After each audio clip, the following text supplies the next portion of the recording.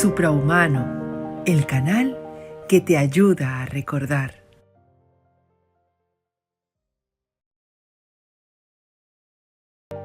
Buenas noches a todos y bienvenidos a este nuevo programa de Comemos lo que somos. Y esta noche vamos a hablar del estrés nutricional. Sí, el estrés nutricional. Porque con la nutrición también nos podemos estresar. Y para este tema tenemos al doctor Cecilio Pola con nosotros. Bienvenido, Cecilio, y encantados de tenerte con nosotros. Buenas noches, Claudia, y buenas noches al resto de compañeros. Bueno, pues mira, voy a empezar para ponernos un poco en contexto. El doctor Cecilio Pola es licenciado en Medicina y Cirugía, especialista en Medicina de Familia y Comunitaria. Ha tenido estudios y práctica de medicina tradicional china, estudios y práctica de homeopatía, estudios y práctica de medicina cuántica y está certificado de neurociencia por la Escuela de Medicina de Harvard. Actualmente, pues es un médico muy especial porque en vez de tener pacientes, tiene alumnos. Entonces se dedica a enseñarles a las personas a gestionar su salud y a gestionar el estrés crónico del que vamos a hablar aquí. Y bueno, Cecilio, mira, te presento a mis compañeros. Martín Goldman, que es cocinero. Oh. Encantado, Martín. Y Saiter, que es nutricionista y es terapeuta también. Encantado también de estar con vosotros y compartir esa charla y que seguramente pues con el aporte de cada uno pues esto saldrá en beneficio de las personas que lo puedan escuchar.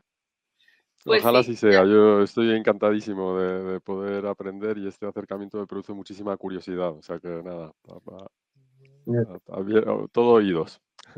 Así es. Bueno, Cecilio, y para empezar hoy, quiero que nos digas, a ver, la primera pregunta de todas, ¿qué es el estrés nutricional?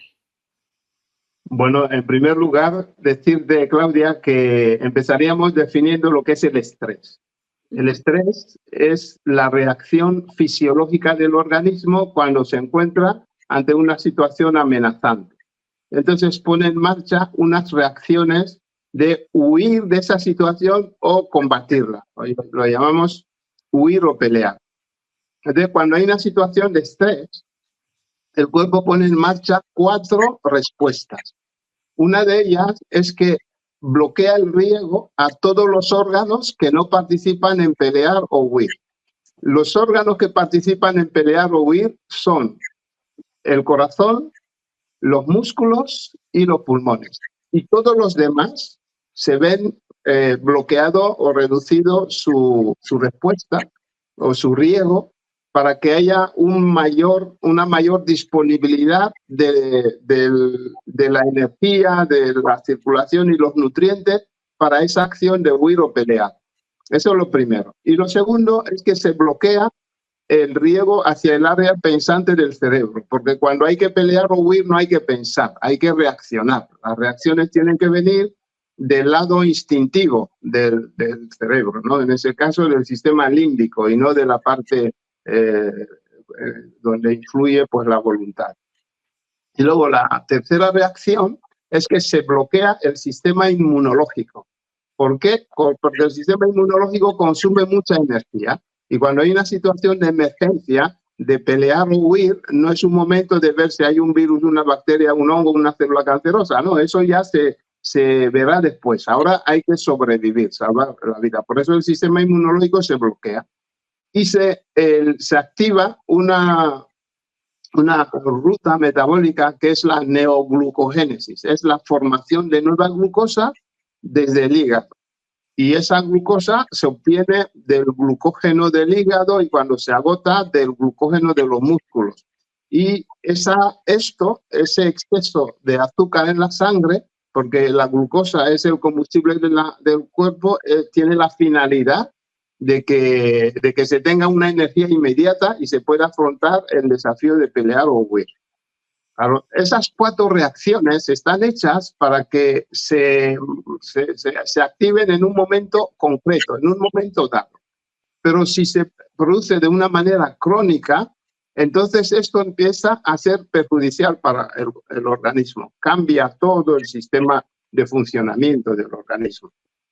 Y entonces, cuando hablamos del estrés nutricional, esas mismas reacciones se activan. O sea, que el cuerpo no distingue si la causa del estrés es nutricional, si es por un exceso de tóxicos, por un exceso de emociones no negativas o lo que sea, pone en marcha las mismas respuestas. Entonces, cuando hablamos del estrés nutricional, es decir, que cuando estamos comiendo, cuando hablamos de la nutrición, lo primero es comer. Cuando estamos comiendo de una manera no adecuada para este organismo, estamos haciendo que el organismo esté permanentemente en un estado de estrés, en un estado de huir o pelear.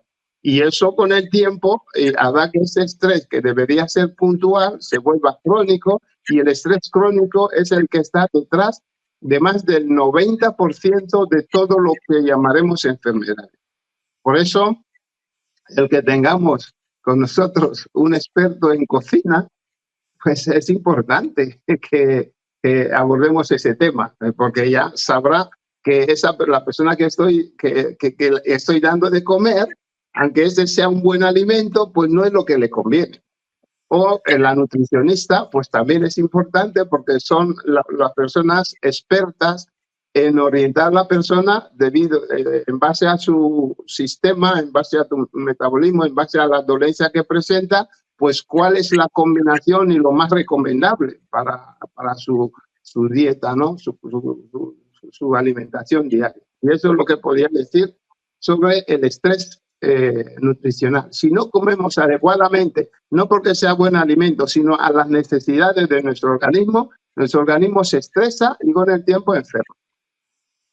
¿Y cómo podemos saber cómo nos estamos estresando nutricionalmente también? ¿Cómo reacciona el cuerpo ante un estrés de una mala comida? Bueno, al principio el cuerpo nos avisa y nos avisa. Si no le hacemos caso, cada vez es más insistente la manera de avisarnos, ¿no? Por ejemplo, podemos considerar los avisos del cuerpo como lo que hace un buen amigo. Un buen amigo sabe que tenemos un problema y nos quiere informar. Entonces, ¿qué hace? Pues nos llama por teléfono, no le hacemos caso. Nos envía un mensaje por WhatsApp o por los medios que tenemos actualmente, no le hacemos caso. Nos pone una carta certificada, o sea, hace más esfuerzo para que lo entendamos, no le hacemos caso. Sabe dónde estamos, se va ahí, llama a la puerta, llama al timbre, no le hacemos caso, toca el timbre hasta quemarlo y no le hacemos caso, pues como nos quiere mucho, sabe que estamos ante un peligro, pues va allí y rompe la puerta. Entra y no le estamos haciendo caso, va y nos sacude.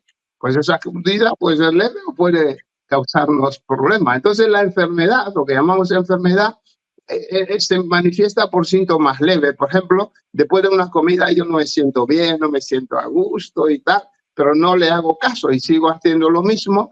Con el tiempo ya no me da esas manifestaciones inmediatas, me empieza a dar otra manifestación, a lo mejor un dolor en alguna parte. Entonces yo voy y reprimo ese dolor.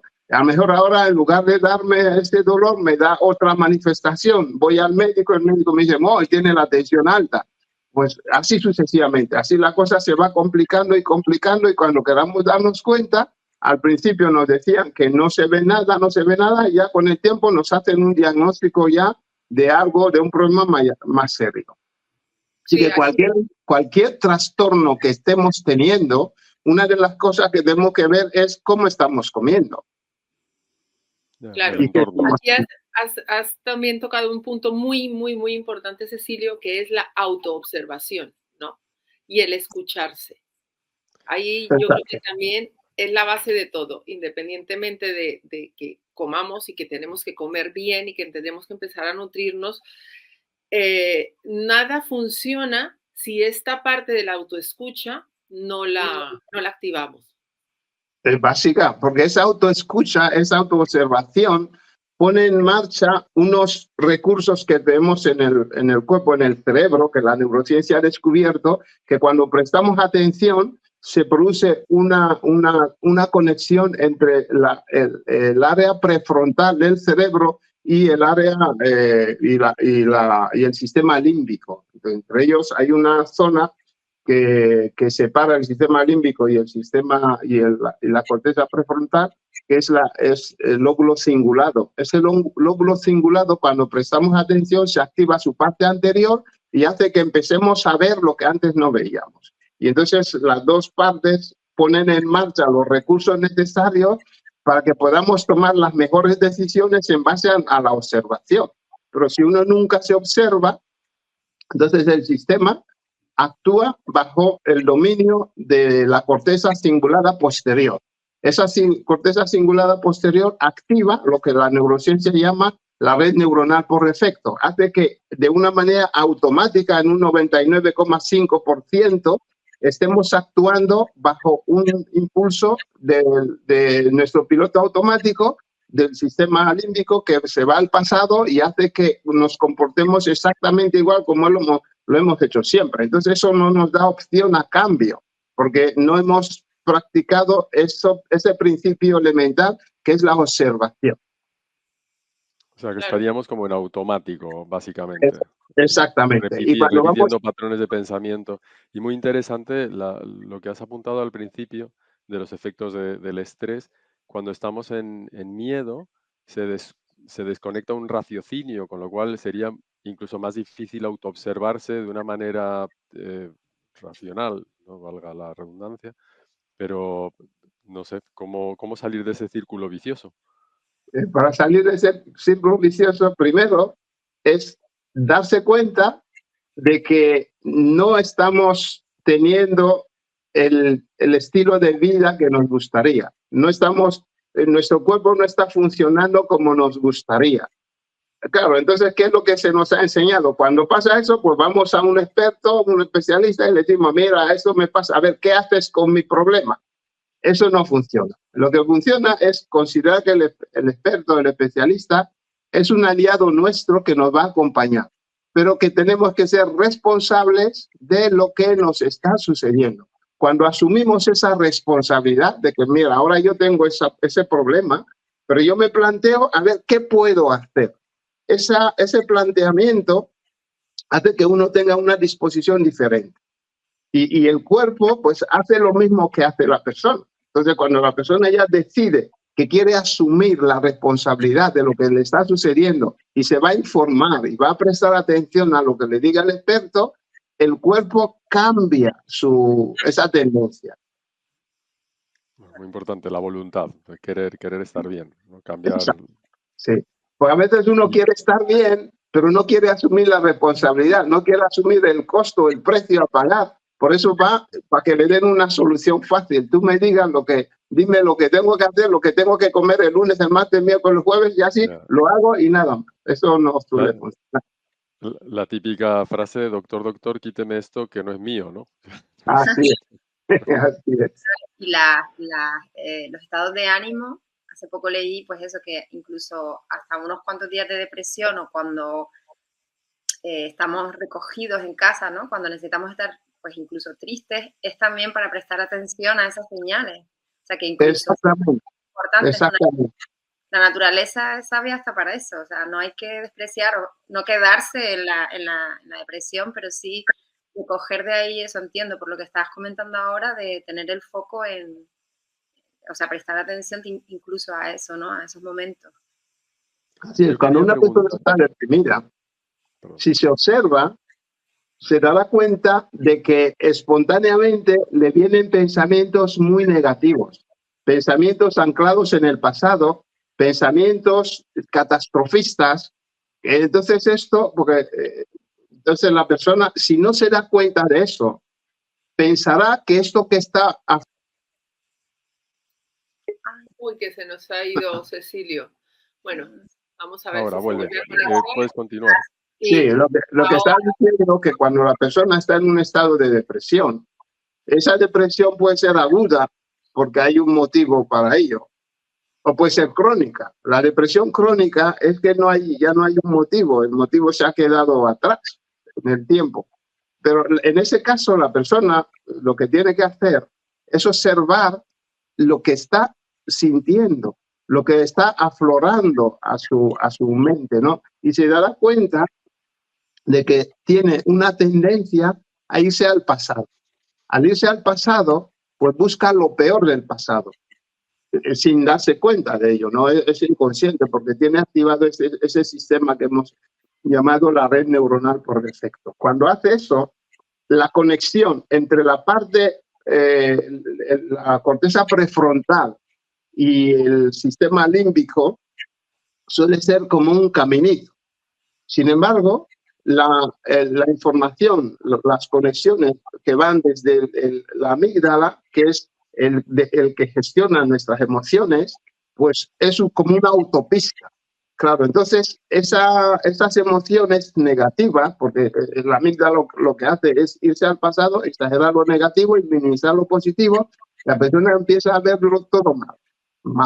Sin embargo, si la persona presta atención a lo que está sintiendo, se dará cuenta de que automáticamente hay un cambio en su percepción, porque ese prestar atención activa unos centros del cerebro, uno de ellos es la corteza cingulada anterior, que hace que empiece a haber una conexión entre su área, el área prefrontal, que es donde la persona puede influir con su voluntad, y el sistema límbico. Entonces, entonces empieza a haber como la conexión empieza a desarrollarse como una superautopista. Cuando uno, entre lo que es la corteza prefrontal, donde la persona puede influir con su voluntad, y el resto del sistema. Entonces ahí la persona puede decidir, puede influir. Pero de la otra manera, si el camino, la conexión entre la parte prefrontal y el sistema límbico es un caminito porque la persona no está prestando atención, no tenemos esa autoobservación,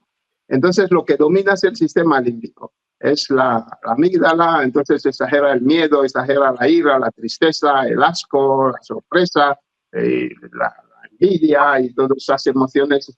Las emociones primarias que tenemos para defendernos luego se complican y se convierten en emociones secundarias o sentimientos que son los que prevalecen en la vida de la persona y son las que hacen que no supere ese estado depresivo. Sí, Cecilio, y aquí entramos también, perdona Martín, aquí entramos también en este otro tema que es también podemos llamar estrés nutricional, porque así como nos puede estresar un alimento, también nos estresa un pensamiento, una situación y una actitud, ¿no? Entonces, ¿hasta qué punto estos pensamientos y estas actitudes y todo esto de lo que estás hablando tú cambian la química del cuerpo? Lo cambia en el sentido de que cuando la persona tiene un pensamiento negativo, entonces el cuerpo activa el mecanismo de pelear o huir. Y para pelear o huir, lo que hace que lo que llamamos el eje hipotálamo, hipófisis suprarrenal se active, y en principio produce adrenalina, luego produce cortisol. Cuando los niveles de cortisol son muy altos en la sangre y permanecen altos, eso cambia toda la química del cuerpo. Hace que el cuerpo pues, ponga en marcha esas 4 reacciones que os comenté antes.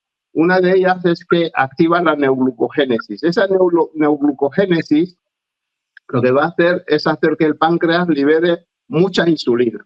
Esa insulina, como respuesta al exceso de azúcar en la sangre, pues hace que se produzca lo que llamamos la resistencia a la insulina. Entonces, los receptores de la insulina necesitan cada vez mayores cantidades de insulina para que funcionen como la insulina, es como la llave que abre la célula para que entre el azúcar y se obtenga todo lo que el cuerpo necesita para producir energía. Entonces, si cada vez aumenta más la insulina, aumenta la resistencia a la insulina, la célula está hambrienta y esto pues afecta a todo su metabolismo. Esto hace que la insulina, el exceso de insulina hace muchas cosas. Es una de las hormonas de la inflamación silenciosa.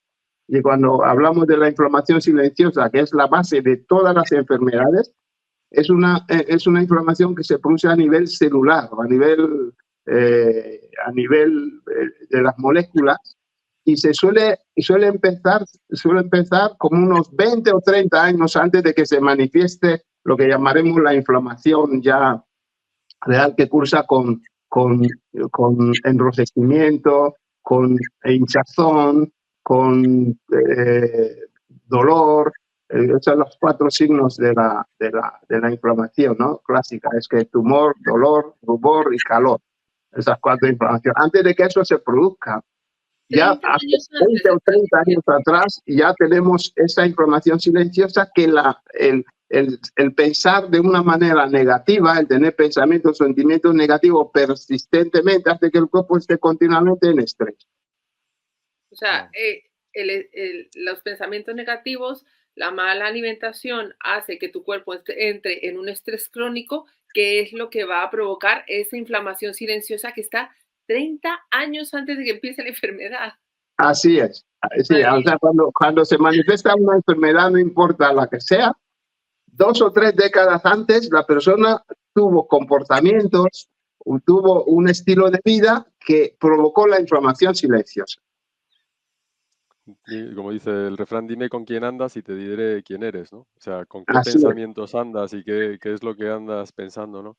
Lo explicas tan bien y tan claro, pero suena un poco difícil de aterrizar en el aspecto práctico, pero yo veo que hay una observación de uno mismo, una autoobservación, prestar una atención, y esa atención brinda energía, ¿no? Si nosotros si nosotros brindamos energía a malos pensamientos, pues obtenemos unos resultados y otros diferentes. Y después hay 2 grandes áreas, uno es lo que comemos, ¿no? Podría ser, y otra cosa, Exactamente. cómo lo comemos. Fíjate, para que veas que el cuerpo hace lo mismo. Si hemos dicho que el exceso de insulina que se va a producir debido a la activación de un estrés crónico por tener pensamientos, sentimientos negativos, hace que el hígado active la neoglucogénesis, y esa neoglucogénesis hace que el exceso de azúcar en la sangre, hace que el páncreas produzca insulina. Esa insulina va a actuar sobre un ácido graso que es el ácido araquidónico. El ácido araquidónico el cuerpo lo tiene, pero cuando consumimos alimentos ricos en azúcares, alimentos refinados, procesados, que hacen que suba rápidamente el azúcar en sangre, el efecto va a ser parecido. El páncreas va a producir mucha insulina, ese exceso de insulina va a producir resistencia a la insulina. Además, esa insulina actúa diciéndole a la grasa que no mueva ni un gramo, y ese exceso de azúcar lo transforma en grasa. Y la grasa lo que va haciendo es acumular las toxinas, que es un mecanismo de defensa. Entonces va acumulando esa toxina, lo llaman lipotoxinas. Entonces eso se va acumulando ahí, y con el tiempo, cuando ese exceso de grasa pues ya llega a un límite que el cuerpo ya no puede soportarlo, entonces esa grasa que está llena de tóxicos se muere en la célula grasa y se llena de tóxicos. Eso lo llama la grasa tóxica. Y esa grasa tóxica empieza a liberar esas lipoquinas, o como queramos llamarlo, lo empieza a liberar a la sangre, y eso provoca otro tipo de estrés, que es el estrés tóxico. Y ese estrés tóxico empieza a crear muchos problemas.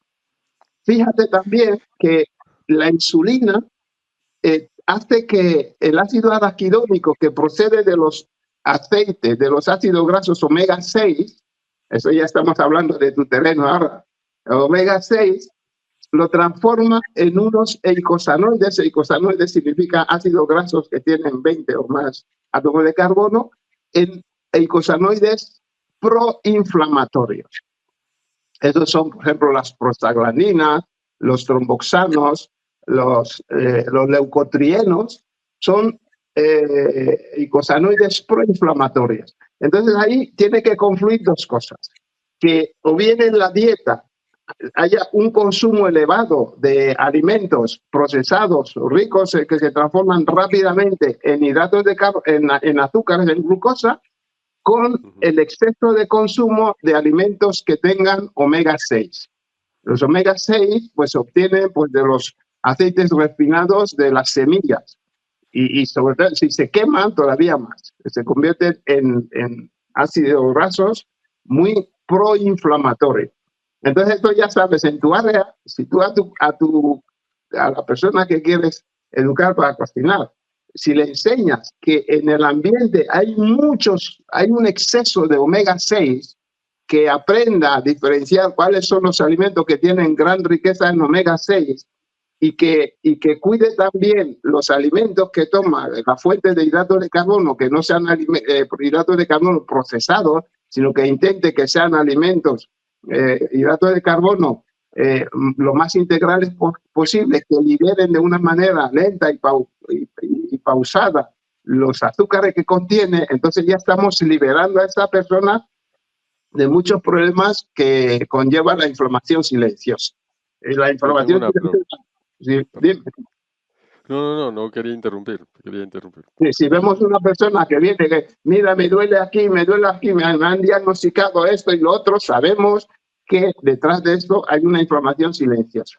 Podemos tratar de darle antiinflamatorios. Esos antiinflamatorios están actuando sobre la inflamación aguda, la inflamación que lleva con el tumor, rubor, calor e impotencia funcional, pero la raíz es la inflamación silenciosa. Entonces, solamente si le enseñas a que reduzca los refinados en su dieta, los refinados y procesados, que reduzca la ingesta de esos aceites que son ricos, esas grasas ricos en omega 6, ya le estás haciendo una buena orientación sobre el problema. Pero además, como el cuerpo funciona con equilibrio, el ácido araquidónico, que hemos dicho que procede de los ácidos grasos, que está abunda mucho en el medio en el que estamos. Si a esa persona le decimos, mira, te conviene que aumentes la ingesta de ácidos grasos ricos en omega 3. ¿Por qué decimos eso? Porque el omega 3 hace que el ácido araquidónico produzca eicosanoides antiinflamatorios. Claro, entonces con esto pues ya a la persona, sin darle ningún medicamento, ya le estamos enseñando cómo gestionar el estrés nutricional. Porque el omega 3, que está muy escasa en el ambiente, además tiene que ser un omega 3 de cadena larga, y los mejores son los que vienen de la grasa del pescado. Entonces esto pues ya a la persona ya le estamos haciendo mucho bien. Además los omega 3, como los pescados que vienen del mar y el mar está contaminado, pues tenemos que tratar de que sea de una obtención que esté libre de esos tóxicos, porque si no estaríamos provocando un estrés tóxico y estaríamos haciendo lo mismo, ¿no? A ver, Sí, ¿qué observación tienes? claro. No sé si tienes alguna objeción sobre eso. Sí, no, es súper, no, ninguna, súper interesante. Yo te quería preguntar de estas grasas lipotóxicas, bueno, ¿qué lío nos podemos llegar a meter con nuestra manera de ver el mundo? Porque esto es un poco nuestra manera de ver el mundo y al final desemboca en una gestión positiva o negativa. Si comiéramos lo mismo, ¿no? Incluso si comiéramos lo mismo, ¿cómo puede derivar? Es maravilloso. Yo también lo que quería preguntarte es de qué manera nos podríamos detoxificar, porque una vez que estos lipotóxicos, ¿no?, han pasado a ser algo de nuestro ser, pues ¿cómo podríamos revertir el proceso? Lo primero es entender lo que está sucediendo. Y luego lo siguiente es ver qué podemos hacer para frenar la progresión de esto, ¿no? Claro, entonces es cambiar nuestra forma de pensar. Y la forma de pensar es sorprendernos a nosotros mismos, eso pues mediante la observación, cuál es nuestro patrón de pensamiento. Hay personas que continuamente, y le dices, mira, aquí hay 5 elementos. 4 son favorables y 1 es desfavorable. Hay personas que lo que van a ver es el elemento desfavorable, no pueden ver lo otro. Y tú le dices, mira tu cuerpo, observa tu cuerpo, a ver qué percibes. Y automáticamente dirá, me duele el pecho. Entonces yo le digo, vale, es verdad que te duele el pecho. Y el resto del cuerpo. Es que me duele el pecho. Entonces esa persona le tenemos que ayudar a cambiar su tendencia, porque esa tendencia está dominado por la red neuronal por defecto. La red neuronal por defecto no se centra en el presente. Se va o al pasado o al futuro. Cuando se va al pasado, pues activa pues, los mecanismos de la depresión, el resentimiento, la culpa, o se va al futuro y activa pues, lo que es la ansiedad, lo que es el miedo por anticipación, o la angustia, o la obsesión. Detrás de eso hay miedo también. Entonces, cuando a esa persona le empezamos a enseñar que observe lo que está sucediendo en el instante es un tic de reloj. Y porque el tiempo, el pasado ni el futuro no existen en realidad. Lo que existe en la realidad es el presente, y el presente es un instante. Entonces, cuando la persona empieza a observar el instante, el presente, y a observar, empezar a ver lo que antes no veía, empezar a ver la realidad. Y esta observación de la realidad cambia su percepción, porque la realidad no la percibimos tal cual es, la interpretamos, y la interpretamos en función de los patrones que tenemos en nuestra mente subconsciente.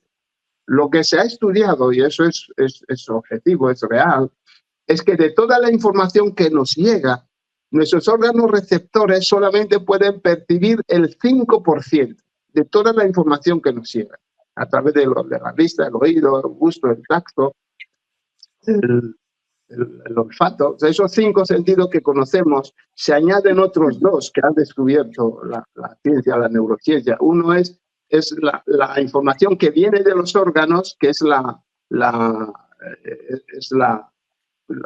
información que viene de cada órgano, nos llega, y también la información que viene de las articulaciones, que nos informa de la posición del cuerpo sobre el espacio. Entonces, cuando somos conscientes, prestamos atención a todo esto, y lo que estamos percibiendo de esto en el instante, cambian las cosas. Entonces, ese 5% de la información que somos capaces de percibir, solamente somos conscientes del 10%. Es decir, que el 90% de ese 5%, pues no lo percibimos, está bajo el nivel de subconsciente, en el nivel subconsciente. ¿Y cómo podemos hacer que eso sea consciente? Por medio de la atención. Y es increíble porque con ese 5% es que tomamos las decisiones. No, tomamos las decisiones en ese, o sea que en el 99,5% de nuestras decisiones son subconscientes. Y solamente el resto es el que podemos tomar conscientemente. Entonces, si aprendemos a prestar atención, aumentamos la capacidad de percibir más información que nos está afectando. Sí. Wow. Y mira, quiero hacerte aquí, me acuerdo que cuando yo te conocí, porque ya llevo bastante tiempo trabajando contigo y yo lo digo aquí, es increíble, impresionante. La primera pregunta que yo te hice y fue, ¿y esto? ¿Y qué diferencia hay? Pues yo llevo meditando un montón de tiempo, tú me estás diciendo esto y que esté en el presente y a ver, ¿esto qué es? Pero ¿cuál es la diferencia? Si yo lo llevo haciendo y no he tenido ningún cambio de estos que tú me estás hablando. Entonces, ¿cuál es la diferencia? Es que cuando tú meditas para estar tranquilo, para tener la mente calmada, pero no tienes la intención de observar. Tú no observas, tú solamente quieres estar ahí tranquilo. Pero nosotros lo que hacemos es que dentro de ese estado alfa en el que nos encontramos, que tú observes, y cuando estás observando, estás creando una conexión entre la corteza prefrontal y el sistema límbico. Estás creando una autopista. Claro, entonces empiezas a ver informaciones que estaban ahí ocultas y empiezas a tener capacidad para influir en ella, porque hay una bidireccionalidad en la información. Y además, cuando estás en esa actitud de observación, pero sin inmiscuirte, a la persona le suele decir, mira, tú consideras que hay un muro de cristal, un enorme muro de cristal entre tú y lo que estás percibiendo, lo que estás sintiendo, lo que estás viendo y tal, y tú observas. En el momento en que observas, en ese acto de observar y dejar las cosas sin intervenir, automáticamente se produce un golpe transformacional, se produce un cambio en tus percepciones, un cambio en la comprensión que tienes sobre ti mismo, sobre las cosas que te están sucediendo. Eso es lo que habrás experimentado, Claudia. Sí, es que es como ir más al fondo. Cuando cuando yo hacía la meditación y hacía la observación, porque también haces una observación, te quedas en un nivel, pero con esto que tú propones, ahondas más, porque el instante es el instante, y el instante es un segundo. Sí. Es un punto, es puntual. Cuando decimos que estamos en presente, no es que estemos aquí en este momento, no, es segundo tras segundo. Así es. Claro, la observación es muchísimo más intensa, y si observas el segundo, ese segundo te está dando una información que ya no vale, porque ya es otro segundo. Exactamente, entonces lo que viene... Y esa te trae otra que ya no vale, porque estás en otro segundo. Así es. Y el pillar esa dinámica, ese es como un tranquillo, ¿no? Cuando lo pillas, entonces se hace como muy sistemático. Además, como consideramos que la información que tenemos ahí grabada es el equivalente a 20 millones de volúmenes de información. Y el sistema utiliza las mismas manifestaciones corporales, sensoriales o lo que sea, para expresar la presencia de un patrón. Esos patrones se grabaron desde la concepción. Hay un biólogo, Bruce Lipton, él lo explica muy bien. Si tenéis ocasión de ver algo, este es muy prolífico en YouTube, tiene muchos vídeos ahí que explica eso, ¿no? Cómo él explica que la función de la mente es hacer que los pensamientos se conviertan en realidad. Entonces, dice que hay dos mentes. Una mente consciente, que es la mente pensante, que es donde tenemos nuestros principios y valores, donde somos nosotros esa parte consciente, y una mente inconsciente, que es como una grabadora, que va grabando todo lo que uno va viviendo desde la concepción hasta ahora. Entonces, los cuidadores, las personas que nos cuidaron por epigenética, nos influyeron patrones que no son nuestros. Porque hasta los 7 años, algunos dicen los 6, pues el cerebro está funcionando en una zona que se llama teta. Teta es cuando es lo que hacen las personas que practican el hipnotismo, hacen que la persona entre en teta y todo lo que él le diga, pues se graba. Entonces, una persona hasta los 6 o 7 años ha grabado tanta información que no tenía la parte consciente desarrollada, que empieza a desarrollarse a partir de los 7 años, y durante mucho tiempo se tiene que desarrollar para que la persona tenga esa capacidad de decidir si quiere una información o no la quiere, si valora que una información es importante para ella o no. Entonces tenemos en la mente subconsciente, en esa biblioteca de más de 20 millones de volúmenes de información, muchos patrones que no son nuestros, pero desconocemos que están ahí. Y el cuerpo es como la caja de resonancia de subconsciente. O sea, cuando un patrón ya no quiere estar ahí porque hay un gran desacuerdo entre la mente consciente y la mente subconsciente, pues la mente subconsciente empieza a imponerse y reflejarse pues, con síntomas corporales. Yo tenía una profesora que decía, escuchar bien. El cuerpo es el cubo de basura de subconsciente. Así que cuando tienes un síntoma corporal, significa que hay un conflicto en la mente subconsciente, un patrón que ya no quiere estar como se grabó en su momento. Es el momento de prestar atención a esto para que esa información oculta pase al consciente, y cuando pase al consciente empiezas a tener un control sobre su gestión. ¿Puedo preguntar? Sí, bueno. Interesantísimo. Es como un poco como si no hay coherencia, ¿no? Entiendo. Ahí no hay coherencia entre quién eres tú de verdad y lo que te dan, el personaje que te has creado, ¿no? Al final, un poco. Pero yo quería hacer una pregunta.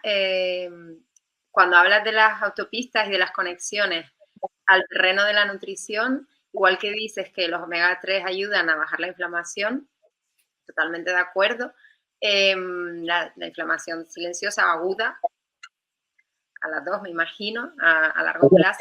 O sea que la inflamación aguda, que es lo que la persona manifiesta, como el dolor, el calor, el enrojecimiento y la impotencia funcional, está alimentada por la inflamación silenciosa.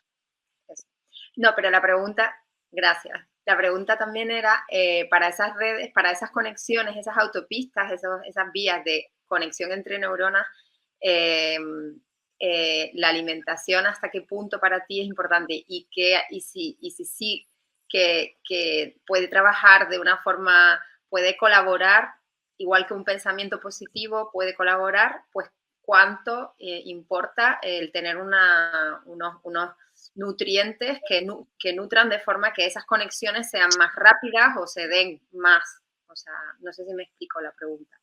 Sí, sí. O sea que ahí tenemos que, ahí tienes que tener el concepto del estrés. O sea, el concepto del estrés con esas 4 reacciones que hemos dicho, una de ellas es que se bloquea el riego hacia la zona pensante del cerebro cuando hay un estrés. Claro, entonces, si se bloquea el riego, las sinapsis neuronales se hacen como más dificultosas, más tortuosas, y entonces la persona no puede hacer nuevas sinapsis. La remodelación del cerebro pues se hace como, la plasticidad del cerebro se hace como más difícil, entonces se establece pues lo de siempre. Pero también se estresa por falta de nutrientes. El cuerpo el cuerpo necesita todos los nutrientes. Las vitaminas, los minerales y tal son cofactores de las reacciones enzimáticas. Si no hay, pues no se produce. Y luego el omega 3 es muy bueno para muchas de las funciones cerebrales. Es un ácido graso que el cuerpo necesita. Pero es que cuando hay suficiente omega 3, el equilibrio entre los eicosanoides proinflamatorios y los antiinflamatorios, que el cuerpo necesita de los dos. El cuerpo, para que funcione bien, necesita la inflamación y la antiinflamación, pero se tienen que producir de una manera equilibrada. Entonces, si falta omega 3, entonces va a dominar la inflamación, los eicosanoides proinflamatorios. Esos eicosanoides proinflamatorios lo que van a hacer es aumentar la vasodilatación. Al aumentar la vasodilatación, pues eso se llaman las hormonas, digamos así, proinflamatorias, llegan más fácilmente a los órganos, a los tejidos donde aumenta esa vasodilatación y van y producen la inflamación aguda, la inflamación que conocemos bien, ¿no? Claro, entonces, si uno come adecuadamente, si hay un equilibrio, porque tiene que haber un equilibrio en los nutrientes. El cuerpo necesita de unos macronutrientes como proteínas, las grasas y los hidratos de carbono. Entonces, ¿qué tipo de grasas tenemos que comer? Pues las grasas que tengan menos omega 6 y que sean ricos en omega 3. El aceite de oliva es uno de esos, el aceite de linaza, frutos secos tienen omega 3, aceite de krill tiene mucho omega 3, aunque los que proceden del pescado son los que tienen son de cadena más larga y esos son muy favorables, aunque los demás también, pues el cuerpo los necesita. Okay. Y si uno come hidratos de carbono muy refinados una y otra vez, entonces lo que va a hacer es aumentar la disposición de insulina en el cuerpo. Esa insulina va a crear muchos problemas, pero también va a hacer que se active el paso del ácido araquidónico a hormonas proinflamatorias. Entonces, si domina la inflamación sobre la antiinflamación, la persona va a enfermar. Pero también hay otra cosa que ocurre, por eso la alimentación es importante. Hay un hongo que está en forma de levadura en el intestino, por ejemplo, forma parte de la microbiota. No hemos hablado de la microbiota, pero eso también es importante y está relacionado con el cerebro. La microbiota tiene que tener un equilibrio. De cada célula nuestra hay 10 células de bacterias, virus, hongos, parásitos, 10, y están en una relación comensal, ¿no? de que se benefician mutuamente. Claro, entonces, cuando hay mucha disposición de azúcares, de hidratos de carbono refinados, por tanto, que van a subir la insulina, el hongo cándida, pues, crece mucho porque se alimenta de azúcar y de metales pesados. Entonces, cuando aumenta mucho el hongo cándida, pasa, o sea, primero está en forma de levadura en un 10%, que es lo normal. Cuando hay mucha disposición pasa a 20, 30, 40, 50% o más. Entonces, ese se convierte en un hongo y empieza a liberar muchas toxinas. Esos tóxicos son muchos. A uno dice 78, otro dice 79 o más. Y son muy tóxicos. Uno de ellos es el acetaldehído. Y el acetaldehído es como 30 veces más tóxico que el alcohol. Sabemos los efectos perniciosos del alcohol. Y entonces pues, ahí ves que la alimentación es importante. Uno tiene que saber que cuando introduce algo en la boca, está determinando un tipo de reacción para su cuerpo.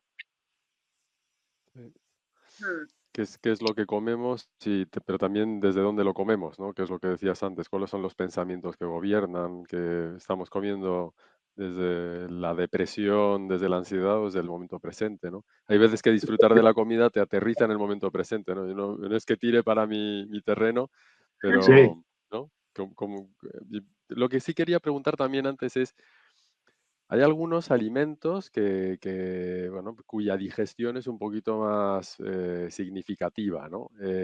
Pero también hay algunos, yo qué sé, cuando uno está deprimido, ¿no? Y respira entrecortadamente o respira, ¿no? Pero de repente uno ya está bien y come esos alimentos, por ejemplo, garbanzos, ¿no? Que generan, pues, como ya sabemos, gases, y entonces uno acaba respirando un poquito más entrecortado.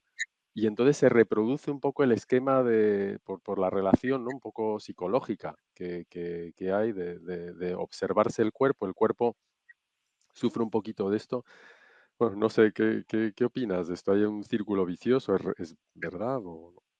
Bueno, gracias por la pregunta. Yo lo que he visto es que las personas no son iguales, no son los mismos.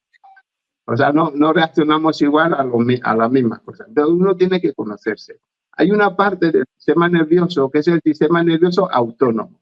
El sistema nervioso autónomo es el que hace que las funciones del cuerpo se produzcan de una manera automática. Por eso se llama autónomo.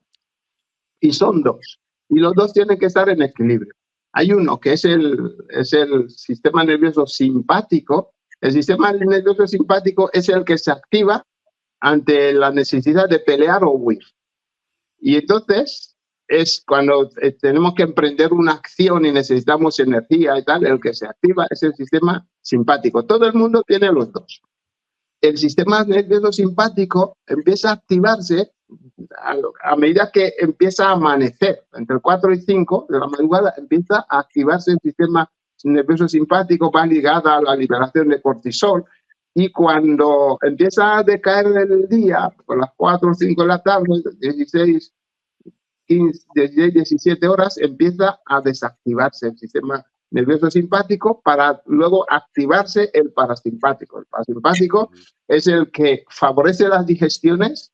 Entonces, cuando la persona hace malas digestiones, es porque o bien tiene el sistema simpático muy activado, en detrimento del sistema parasimpático, o el sistema parasimpático muy deprimido, y entonces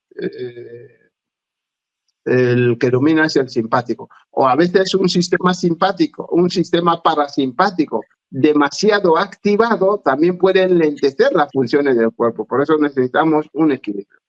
La persona que tiene un sistema simpático dominante tiene que saber que hay algunos alimentos que le van a activar todavía más el sistema nervioso simpático. Por ejemplo, la carne roja. La carne roja no es fácil de digerir. Entonces, las personas que tienen el sistema simpático dominante van a ver que cuando comen carne roja van a tener la digestión más pesada. Van a tener la digestión más pesada. Y sobre todo si lo toman de noche. Si lo toman de noche, cuando el sistema parasimpático es el que tenía que estar activado, como tienen el sistema simpático dominante, pues ese está como muy activo. Entonces va a hacer que el sistema nervioso parasimpático, que está en precario, tenga que hacer dos cosas. Hacer que duerma, que descanse y que se desintoxique el cuerpo, que se repare el cuerpo y a la vez hacer la digestión. Entonces, como lo tienen en precario, pues van a tener la digestión más pesada, más dificultosa y van a dormir peor y el cuerpo pues se va a desintoxicar peor. Entonces, cada vez la persona va a ver que está peor. Entonces, por eso esa persona, si cambia, sustituye la carne roja por la carne blanca, como el pollo, pavo, el conejo también se considera como carne blanca, pescado blanco, aunque el pescado azul es bueno, pues el pescado blanco, como es, no tiene grasa, tiene poca grasa, y la persona con el sistema simpático dominante, la grasa, que es difícil de digerir, estimula el sistema simpático. Entonces, ahí ya tenemos el pescado blanco, la persona que quieren diferenciar, saber diferenciar entre si es un pescado en blanco o es azul, mira su cola. Si la cola está partida, está dividida, es azul. Y si está como más rellena, es blanco.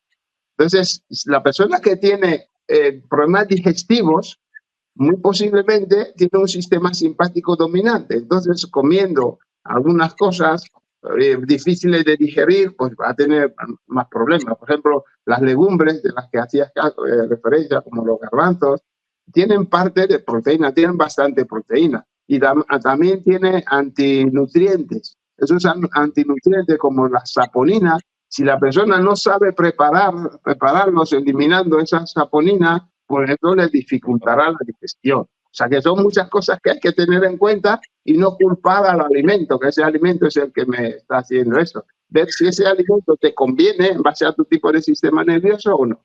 Entonces, una persona con sistema nervioso dominante, vamos a mencionar algunas manifestaciones. Digiere mal la carne roja, digiere mal las grasas, sobre todo las grasas saturadas, como los fritos, la carne con mucha grasa. Esa persona, si cena tarde, hace malas digestiones, duerme mal. Y esa persona, pues, es una persona pues, que necesita alimentos que sean fáciles de digerir. Y eso es lo que diferencia. Sin embargo, la persona que tiene un sistema parasimpático dominante, esa persona come a cualquier hora y le sienta bien. Come piedras y lo digiere bien. Y el problema que suele tener esa persona es que tiene que cuidar los hidratos de carbono. Suelen ser personas que le gustan los hidratos de carbono, además como nada le sienta mal, come de todo, y luego esos hidratos de carbono, exceso de hidratos de carbono, con el tiempo hará que tenga enfermedades de tipo endocrino-metabólicas, por lo que hemos dicho con la insulina y la inflamación silenciosa. Claro, o sea que depende de tu sistema parasimpático, de tu sistema nervioso, perdona, te viene mejor una dieta o mejor otra. Exactamente. La persona que tiene un sistema simpático dominante, como está siempre nervioso, agitado, necesita alimentos que le calmen. Y uno de los alimentos que calman son los vegetales, porque los vegetales, la clorofila, tiene mucho magnesio y potasio. Y el magnesio y potasio calma. Entonces, la persona que es simpático dominante, que coma carne roja, que le gustan los fritos, los embutidos y todas esas cosas, pues cada vez estará peor. Yeah, hay que equilibrar. Claro. Y también tiene por que eso ver con la... Ay, perdona. Sigo. No, También iba a decir solo que el equilibrio de las recetas que tiene su sentido, nada más. Así es. Vegetales. Perdón, y yo decía que con esto que está ahora tan de moda, con el ayuno intermitente, también tenemos que escuchar cómo es nuestro sistema, porque hay personas que les viene mejor ayunar o comer menos durante la noche, o sea, las últimas horas de la noche, si el sistema parasimpático está activado, y a otras que les viene mejor por la mañana, dependiendo de su sistema nervioso, ¿verdad? Así es. Y luego el tema del ayuno. Si uno hace ayuno, si no lo estudia bien, produce picos de hipoglucemia. Esos picos de hipoglucemia activan el sistema nervioso simpático. Así que la persona, por eso es bueno que se ponga en manos de un experto que entienda de esos temas para que le oriente y haga un estudio de qué es lo que le conviene. No podemos decir yo, como dicen en el ayuno intermitente, pues yo lo hago. Entonces, ¿no? Sí, y luego, si tiene que ser una persona que sabe hacerlo, que entiende cómo hacerlo y que le asesore. Claro, o sea, volvemos a lo del inicio, ¿no? La escucha, ¿no? La escucha es lo más importante, el poder que tenemos nosotros, tanto que tiene nuestro cuerpo para regenerarse y para tener todo lo que nos hace falta.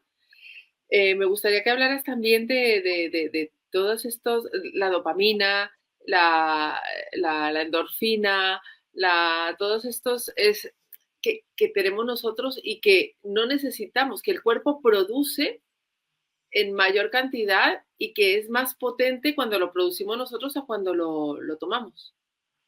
Así es. Cuando el cuerpo está en modo de estrés, esos neurotransmisores que producen bienestar se deprimen.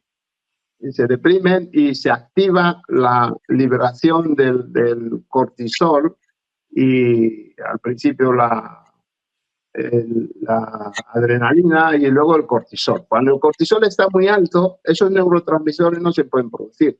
Sin embargo, yo lo que he visto es que cuando la persona aprende a observar y a darse cuenta, y además la persona te dice, ya me he dado cuenta de que ese alimento, cada vez que lo como, me sienta mal.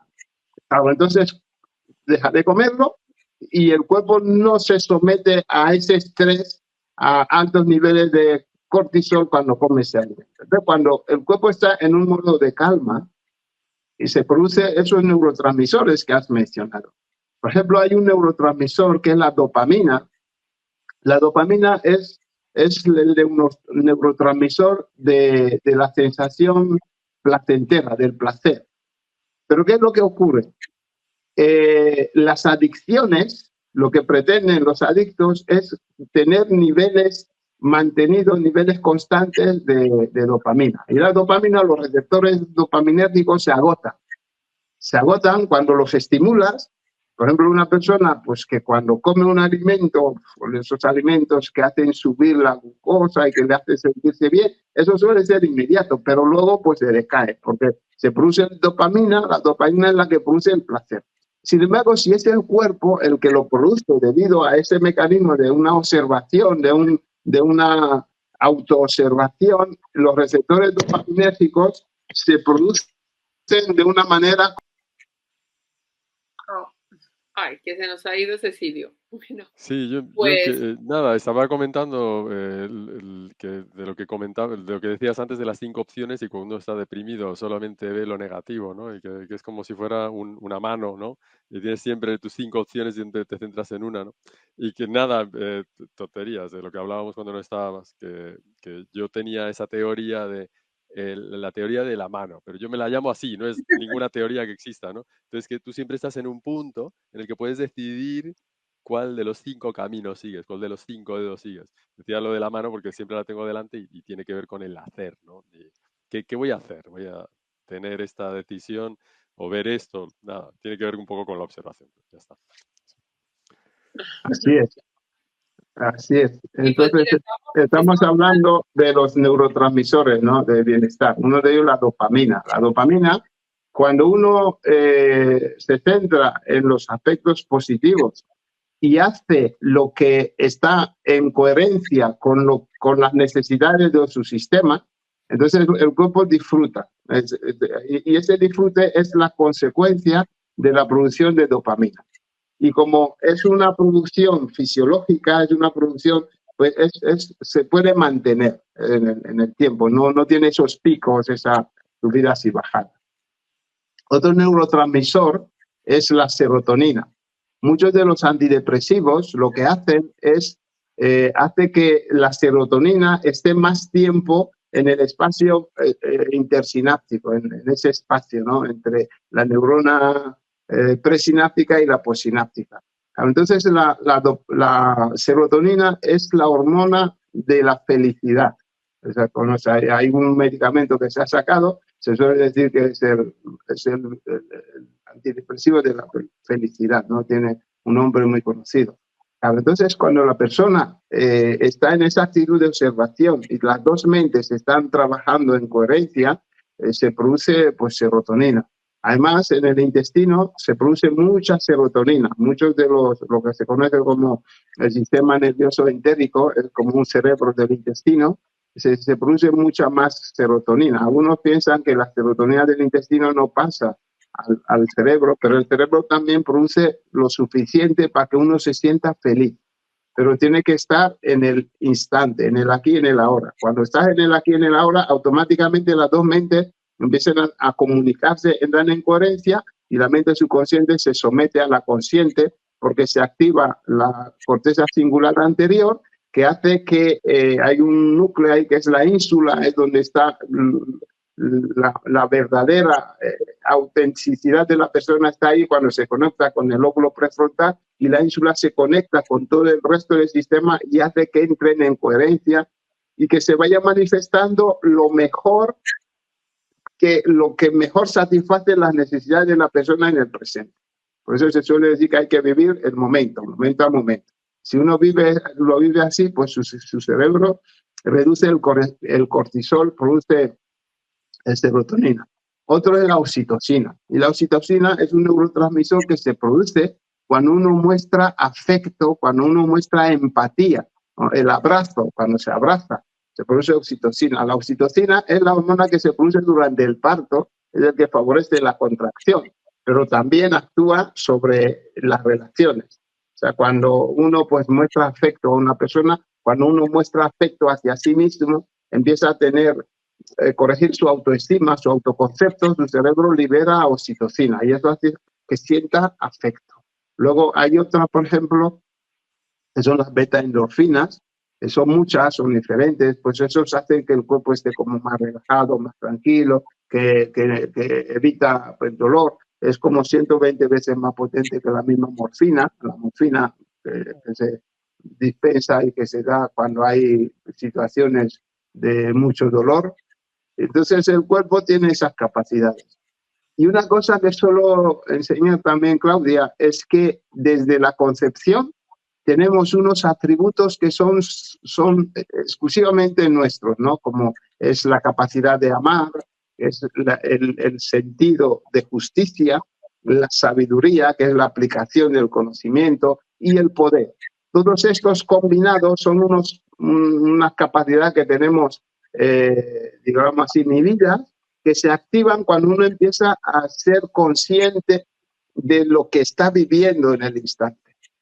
Y eso es lo que solemos enseñar. Y eso le permite un desarrollo en todos sus niveles físico, emocional, mental, espiritual. Precisamente de eso quería hablar porque, a ver, Cecilio, de repente te llega alguien que te llama, te dice, Cecilio, es que tengo este problema. ¿Tú qué haces con tus pacientes? Cuéntanos cómo trabajas y cómo has llegado hasta aquí, porque para mí también es muy importante. Yo sigo insistiendo en que no puedes dar lo que no tienes y que los médicos que trabajan como tú, o que suelen abarcar más, han tenido una experiencia que los ha llevado hasta aquí. ¿Podrías contarnos un poquito de la tuya y cómo ha sido tu camino para llegar hasta esto? Un médico que no tiene pacientes, tiene alumnos. O sea, ¿cómo ha sido ese proceso en el que tú has pasado de trabajar en la seguridad social como médico de familia y de repente has dicho, esto por aquí no, y has terminado aquí? Bueno, está bien. Entonces, a mí cuando me viene una persona que me dice, mira, me han hablado de ti y quiero pues que tengo esto y esto y lo otro, le digo, mira, en primer lugar, yo no trato ninguna enfermedad. O sea, de todo lo que me has hablado, yo no te voy a tratar ninguna, no paso consulta. Me dice, ¿a dónde tiene la consulta? Dame cita. Yo no doy cita.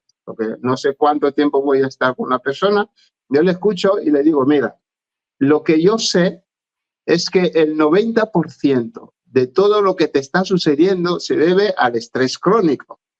Entonces, si estás de acuerdo, yo te enseño a gestionar el estrés.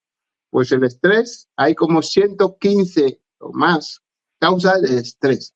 Y aunque tú no lo sepas, porque tu sistema está bajo el dominio del estrés.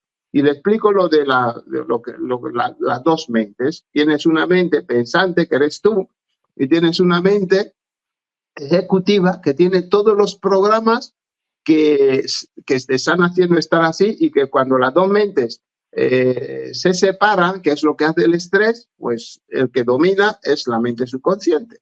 Entonces, aunque tú tengas voluntad de hacer lo que quieras, hacer cambios, eso no se va a producir porque estás bajo el dominio de la mente subconsciente, que hace que estés en modo de piloto automático. Entonces, si tú aceptas, yo te enseño, y si no, pues no te puedo tratar, búscate a otro profesional.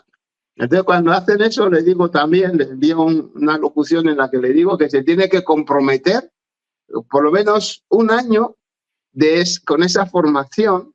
No sé si te lo dije, para que pueda verlo. Dime. Y lo voy a poner aquí. Sí, pero yo no quiero a alguien que venga, que me diga, lo voy a probar. Le digo, no lo pruebes. Tú tienes que tener un compromiso. Cuando la persona ve un año, la mayor parte de las personas se asusta. Entonces, ese susto hace que, bueno, tengo que ponerme las pilas porque me tengo que comprometer. Entonces, si la persona acepta, le enseño mi técnica antiestrés y lo va practicando, y le hablo de la alimentación, cómo tiene que diferenciar cuál es su tipo de sistema nervioso, si es simpático dominante o parasimpático dominante, cómo tiene que ir de una manera paulatina, adaptándose a ello. No les pido que hagan cambios bruscos, sino que vayan escuchándose, y según vaya respondiendo a su cuerpo, las señales, tiene que haber como una observación y un feedback consigo mismo, ¿no? Y luego, con el tiempo, le digo, mira, el cuerpo, a través de los años, pues ha ido acumulando tóxicos, y el estrés ha ido bloqueando los sistemas de eliminación. Entonces necesitamos tener una forma, yo he buscado una forma de limpiar los filtros, lo llamo así, los emisorios. Cuando tenemos un coche, aunque sea nuevo, cada cierto kilometraje le cambiamos los filtros. Pero nuestro cuerpo tiene filtros también, como es el hígado, los riñones, los pulmones, la piel, pero nunca los limpiamos. Entonces, a las personas les enseño a comer, les enseño a que si el cuerpo está deficiente de nutrientes, pues también se estresa. O sea, que vamos a tratar de que el cuerpo tenga el estrés necesario para vivir, y que no sobrepase lo necesario para vivir. Entonces la persona empieza a dormir mejor, empieza a entender, a hacer mejores digestiones, y su médico le empieza a dar buenas noticias de que, uy, eso ha cambiado, no sé qué estás haciendo, pero eso está bien.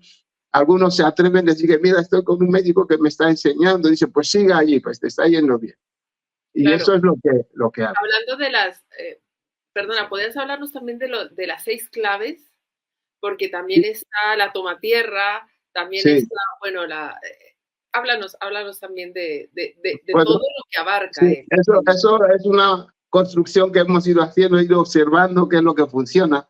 Entonces, esas 6 claves que la persona, de una manera recurrente, vamos rotando, tocando uno y otro, una y otra vez, porque la persona tiene una tendencia a ir a lo de siempre, ¿no? Y tenemos que implementar nuevos patrones, y tenemos que repetirlo. Uno de ellos es la gestión del estrés. Entonces le decimos, yo le inculco que el estrés es la causa de todo, y que el estrés no es solamente del estrés emocional, puede haber estrés de de 100 y pico de causas. Puede haber un estrés porque las vértebras de la columna no están bien alineadas, es un estrés estructural. Entonces, esa persona mejor tiene que ir a su osteópata para que le alinee las vértebras, ¿no? Bueno, entonces, la persona va entendiendo eso con el tiempo. Y luego, la segunda clave, que a la que insistimos, es la actitud mental positiva. yo les digo que la actitud multiplica. La actitud es el clima interior que tenemos, ¿no? Esa tendencia que decíamos, la persona tiene tendencia a ver lo negativo, a ir a lo que le duele, a ir no ver nada más. Cuando le dicen algo, a sacarle la peor interpretación de eso. Eso es debido al dominio de la mente subconsciente y de la red neuronal por defecto. Entonces, la actitud mental positiva la vamos cultivando, desarrollando, enseñándoles. Además, hemos creado un ambiente en el que la mayoría de las personas, los más antiguos, ya saben de eso. Y cuando van hablando, pues van hablando positivamente. Como tenemos unas neuronas en el cerebro, que son las neuronas espejo, pues se va espejeando y eso va influyendo al resto. Y luego le damos mucha importancia al descanso y la relajación, porque el cuerpo se repara durante el sueño.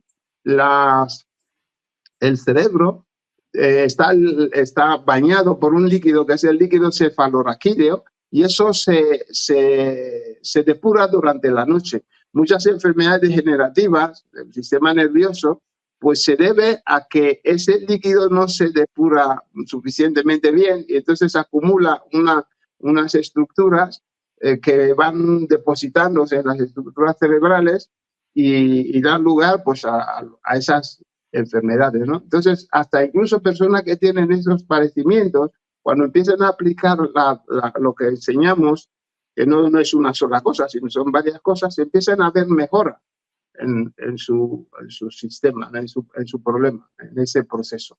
Y luego el descanso, pues implica pues dormir bien, descansar bien.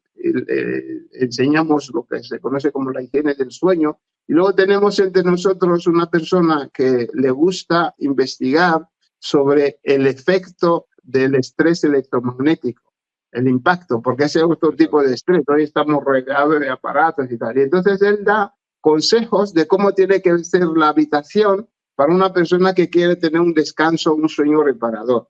Una de las recomendaciones es apagar el wifi, por la noche no dormir con él. Hay personas que tienen vecinos que no lo apagan, eso pues él suele decir que la distancia es nuestro mejor amigo. Cuanto más nos distanciemos de esos emisores de esas ondas, mejor. Y luego suele recomendar también pues no dormir con el teléfono, estar en él lo menos posible. Los auriculares, si pueden ser de tubo, mejor, y tenerlo el tiempo necesario. Todo eso lo incluimos en esa clave del descanso y la relajación. Luego hablamos de la conexión a tierra. Esa es otra clave que hemos desarrollado y ese experto nos da pautas de cómo podemos conectarnos a tierra. La tierra produce una corriente continua de electrones, que son cargas negativas. Cuando el cuerpo va funcionando, se va cargando positivamente, se va cargando de radicales libres. Esos radicales libres es cuando se va perdiendo electrones.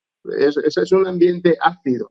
Cuando el cuerpo va funcionando, pues produce unos iones hidrógeno. El hidrógeno pierde electrones y se queda cargado positivamente. Esos iones hidrógeno, cuando se acumulan en el cuerpo, cambian lo que llamamos el grado de acidez de los líquidos. Hablando de la sangre tiene que tener un grado de acidez que se mide por el valor pH. pH significa potencial de hidrógeno. Tiene que estar entre 7,35 y 7,45. El pH se mide, es una escala que mide la acidez y va desde 0 hasta 14. 0 es lo más ácido y 7 es el punto medio. Lo que está por debajo de 7 es ácido y lo que está por encima es alcalino. Y la sangre es ligeramente alcalina. Tiene que estar entre 7,35 y 7,45. Por debajo de 7,35 el cuerpo empieza a tener problemas y se puede morir. Y por encima de 7,45, que es un pH alcalino, también el cuerpo se puede morir. Y tiene mecanismos para liberarlo. Por ejemplo, cuando el pH es muy ácido, lo primero que hace el cuerpo es retener líquido. Y eso puede ir produciendo edemas. Si alguien dice, se me hincha esto, se me hincha lo otro, pues si el ambiente es muy ácido, el cuerpo lo utiliza como su mecanismo de regulación. Si eso no es suficiente, empieza a sacar, a desmineralizar los huesos. Entonces de los huesos saca, por ejemplo, sale fosfóricas, cálcicas y tal, para formar unos compuestos que se llaman bases, esas son bases alcalinas. Entonces hay una reacción que se produce, un ácido, que es el ambiente en el que se encuentra el cuerpo, más esa base alcalina, debido a esos minerales que obtienen los huesos, se forma sal más agua. La sal ya no es tan corrosiva, ya no es tan peligrosa, y el agua, el cuerpo lo elimina. Pero a veces esas sales se van acumulando en determinados sitios y forman cálculos. Y forman excrescencias óseas que hacen pues que el cuerpo que tenga problemas en su funcionamiento. Bien, entonces cuando uno se pone en contacto con la tierra, cuando pisa tierra descalzo, no es cualquier tierra, sino tierra que conduzca esa corriente, que eso lo llaman earthing, hoy en día está muy de moda, es la conexión a tierra. Entonces esas cargas negativas de la corriente que salen de la tierra entran en el cuerpo y van neutralizando esa acidez. Y entonces por eso esa técnica es muy beneficiosa. A la persona simpático dominante, sobre todo, le va muy bien porque le calma el sistema nervioso debido a que ese exceso de activación del sistema nervioso crea un ambiente ácido y eso pues le va bien a la persona que quiere calmar su sistema nervioso. Luego la otra clave es el ejercicio, la nutrición. Damos mucha importancia a la nutrición.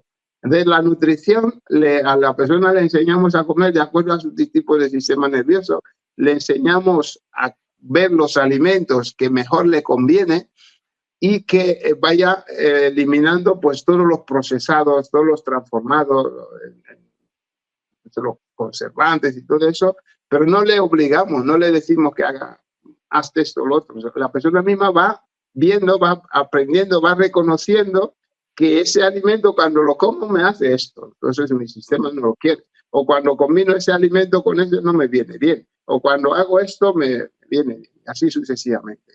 Y luego yo he ido estudiando qué nutrientes necesita, porque el cuerpo necesita nutrientes. Yo no se los doy sistemáticamente porque no quiero que dependan de nada, quiero que aprendan a hacer ellos mismos. Y luego recomiendo hacer una limpieza de los evolutorios cada 3 o 4 meses. Al principio, luego cada 6 meses, luego una vez al año, porque el cuerpo lo necesita. Entonces, eso es lo que hacemos en la nutrición y los nutrientes. Luego, otra clave es el ejercicio físico.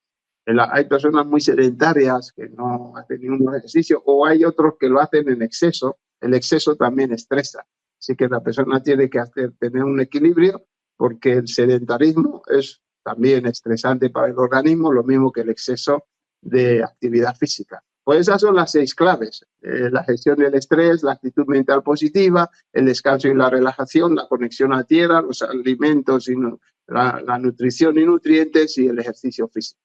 Y en torno a esto les enseño por la técnica lo llamamos el 4x4, es la observación de lo que está sucediendo en el instante. La técnica que enseñas tú directamente, que realmente es la base de todo, porque es la técnica de la autoobservación. Así es. Sí. Y es la autoobservación, la autoescucha, el autoconocerse, el estar en el presente, ¿no?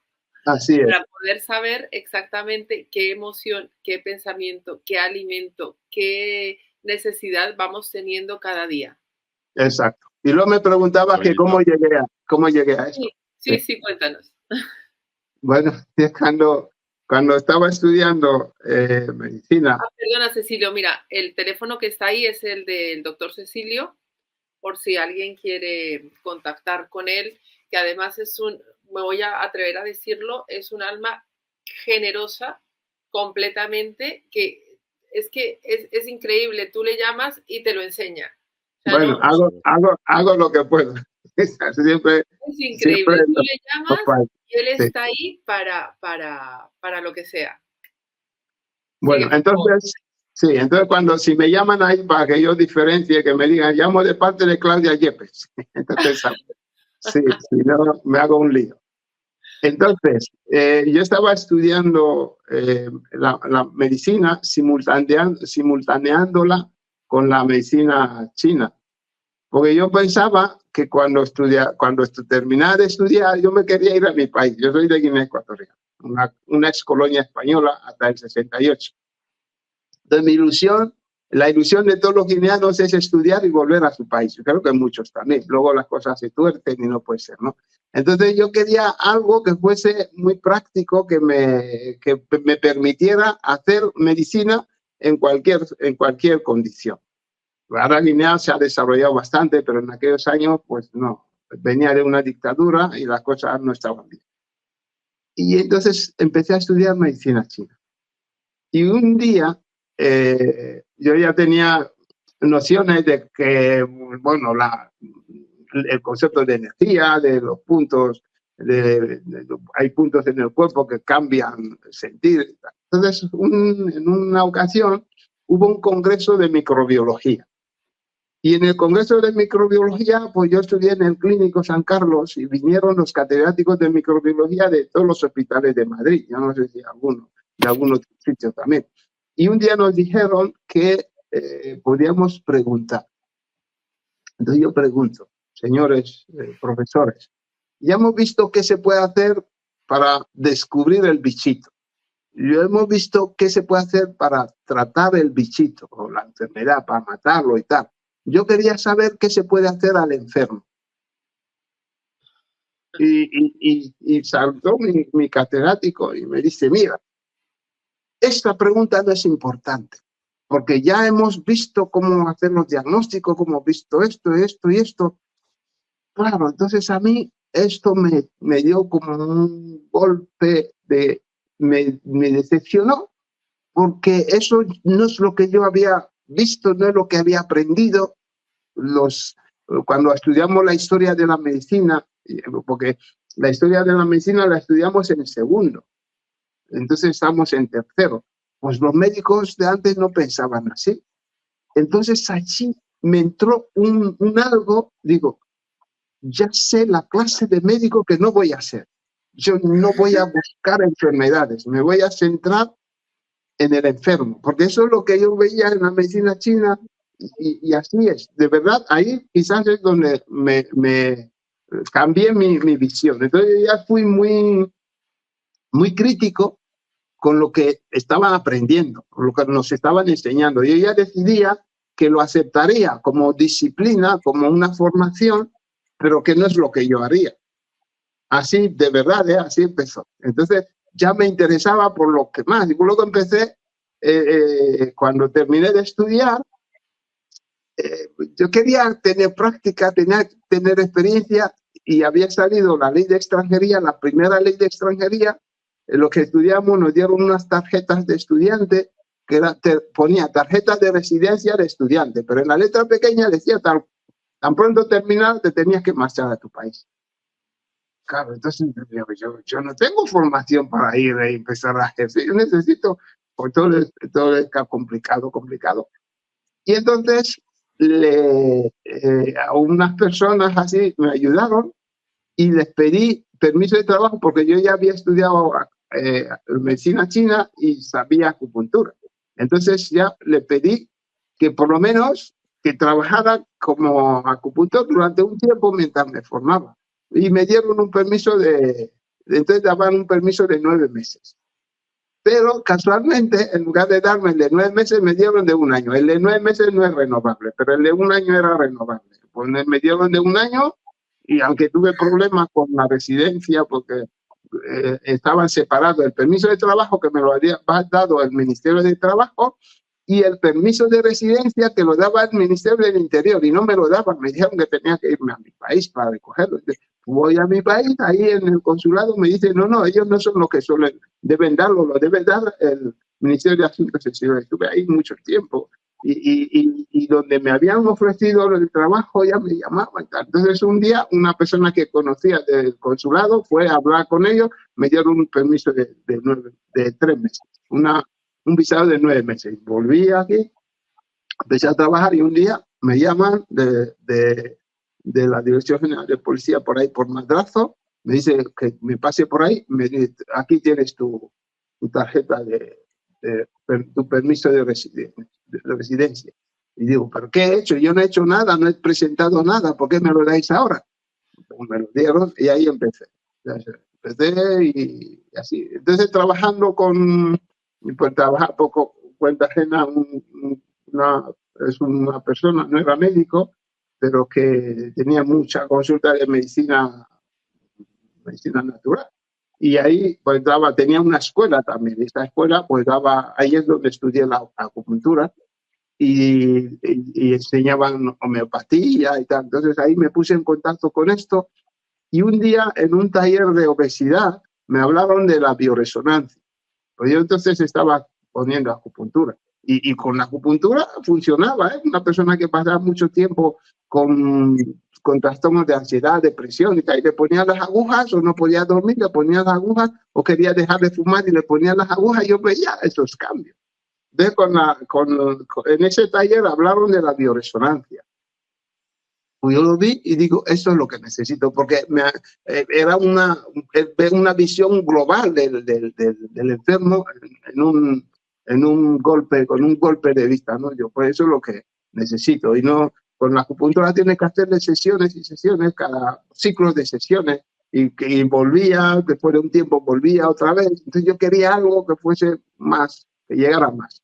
Claro, entonces eso pues eran unos alemanes, un laboratorio alemán. Y fui y hablé con ellos y tal, y me dijo que en aquel entonces el aparato costaba 2 millones de pesetas. Entonces hablé con mi jefe y me dijo, esto es muy caro. Y yo dije, pues yo esto lo conseguiré. Y un día pues no nos entendimos en un asunto y me dijo que o decidiera haciendo lo que él me decía, pero yo decía, yo con eso comprometo mi título, porque él no era médico, pero me hacía afrontar situaciones que yo pues ya que no. Una persona que una vez tenía un problema digestivo y decía que ese es un abdomen agudo, me decía que era asma, que le pusiera para el asma, yo después un problema intestinal, resulta que era una hemorragia digestiva y ese hombre murió. Y pues como eran amigos, se conocían de él, trataba de mucho tiempo, entonces intentaron operarle en el hospital y el hombre murió, no soportó la operación. Claro, entonces esas cosas me hacían decir que yo no quiero seguir en ese tipo de cosas, que alguien me dirija. Entonces un día pues decidí marcharme y sabía que tenía que renovarme mi permiso de trabajo, pues yo me fui. Entonces y él me dice, piénsatelo bien, porque le digo, mira, yo vine aquí sin nada, yo sé vivir sin nada. Entonces me fui, yo quiero mi libertad.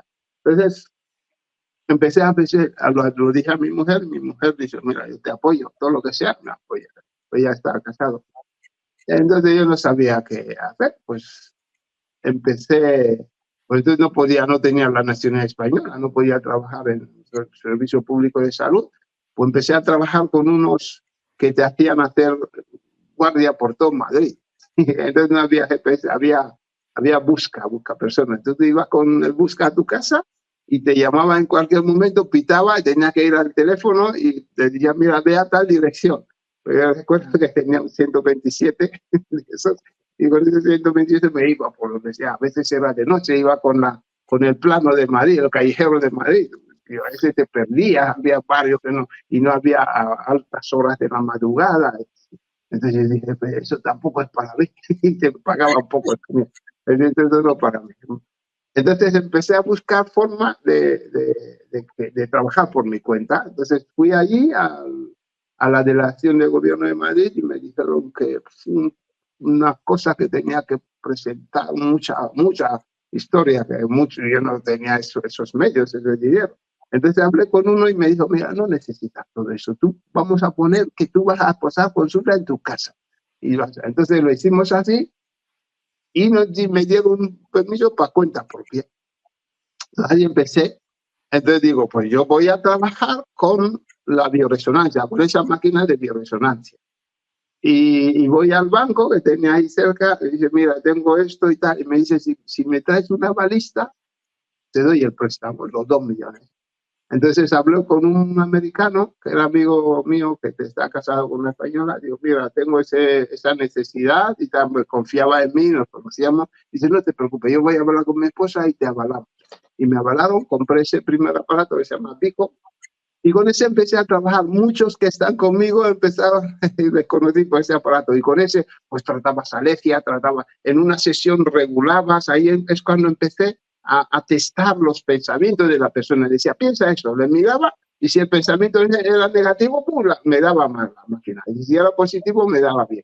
Y pues, así fui entendiendo, haciendo cursos, hice homeopatía, hice más cosas, y así empecé a entender en aquellos años, hace 20 y tantos años, que lo que necesitaban era formarles. Empecé a hacerles seminarios, pues yo también me formaba, yo tenía una profesora de homeopatía, pero él hacía una homeopatía diferente, que hablaba del ser, entonces con ella, y no era muy exclusiva, sus alumnos eran muy exclusivos. Entonces una vez que fui, nos permitió como un seminario así, nos congeniamos porque hacía preguntas, yo le respondía a mi pregunta y decía, ese es de los nuestros, entonces me admitió. Entonces ella y los alumnos que llevaban años con ella, que querían como especiales, pues esa mujer pues empezó me aceptó, empecé a aprender de él muchas cosas que aprendí de cómo funciona el ser interior, y todo lo aprendí con ella. Y la homeopatía que hacía era una homeopatía diferente. Entonces yo aprendí este tipo de homeopatía, aunque había estudiado homeopatía con otros enfoques, que era la homeopatía de la enfermedad. En la Universidad de Valladolid, la Facultad de Medicina de Valladolid daba cursos propios, títulos propios de homeopatía, estudié con ellos. Pero esa mujer es la que me ayudó a entender muchas de las cosas que sé ahora. Se llama Solange Vallespir. Solange Vallespir, que le tengo mucho cariño. Ella también me consideraba como que era de los suyos, decía, porque tenía unos alumnos como que era una relación especial con sus alumnos. Una vez dijo, pues ese seminario, el próximo seminario lo vamos a hacer en Egipto. ¿Qué hicimos? Pues allá fuimos, en Egipto, en un crucero, en el Nilo, pues ahí nos daba las clases. Otra vez dijo que al desierto, a ese pues no fui, al desierto de por ahí, no fui. Así, otras veces nos llevaba pues en Barcelona, hicimos mucho en unas sierras de Barcelona, unos pueblos que están por la sierra, otras veces ahí donde en Barcelona hay un pueblo, ahora no me acuerdo, donde hacen películas, Sitges hicimos muchos seminarios. Pues todo eso son gastos, son costes. Mi mujer me apoyó en todo eso porque le dejaba, teníamos niños pequeños. Y todo eso es lo que me hizo formarme y ver las cosas como las estoy viendo. No es una cosa muy práctico de cómo manejar el estrés. De esos 100 y pico estreses, hay uno muy grande que es el estrés con las instituciones públicas, ¿eh? Madre mía. Así los ministerios. Entonces con el tiempo, pues empecé a trabajar en el Insalud de aquel entonces, el Insalud. Empecé pues haciendo sustituciones y tal, porque ya tenía la nacionalidad española. Y un tiempo conseguí una plaza de interino. Entonces estaba allí y tal. Entonces, y hubo una necesidad de hacer consultas de pediatría porque no había suficientes pediatras. Y entonces, dentro de esa interinidad, me dieron una plaza de pediatría. Entonces, lo veía desde 7 días hasta 7 años. Claro, entonces los niños son muy fáciles teniendo esa visión que tienen, ¿no? Entonces, muchos de los problemas de los niños son de los padres. Claro, entonces yo manejaba esas situaciones que mi cupo se llenó. Yo empecé con 800 niños y tenía 1.500 niños. A eso yo tenía mi consulta privada, lo que supone que cuando entraba yo tenía que entrar a las 2. Empezaba a las 2, me encontraba con muchos sin cita, muchos. Entonces eso los tienes que atender. Y luego, pues las citas muy, muy seguidas, tienes que hacer la revisión del niño sano y luego tienes que atender los que vienen sin cita después. Pues o sea, es un correr y correr y correr y correr. Y un día me planté y dije que lo iba a dejar. Y un médico mayor que yo me llamó, me dice, mira, no es porque vas a hacer una tontería, porque ese es el futuro de tus hijos, eso es seguro. Le dije, mira, yo lo he pensado, lo he reflexionado, yo prefiero la libertad a la seguridad. Así le dije. Y entonces lo dejé. Y pensaron que no. Entonces, al dejarlo, pues yo me dediqué ya a mi consulta, empecé a enseñar a las personas algunas de las cosas que ya sabía. Entonces lo llamábamos estar en el ser. Y decía que para estar en la vida, pues tiene que aprender a conjugar 4 verbos. Decía, el verbo ser es lo que hace que seamos auténticos, que seamos lo que somos. Luego, en torno al ser, tiene que ver el pensar, el sentir, el hacer y el tener. Que las personas se centran en el tener. Quieren tener y tal, entonces hay que combinarlo. Y luego introduje también el comer. Entonces, a la persona cada cierto tiempo lo llamamos seminarios del ser. Y tuve mucha gente ahí hace 20 y tantos años. Y ahí empecé a ver los cambios que producían. Pero algunas personas no aceptaban eso, querían que les tratara.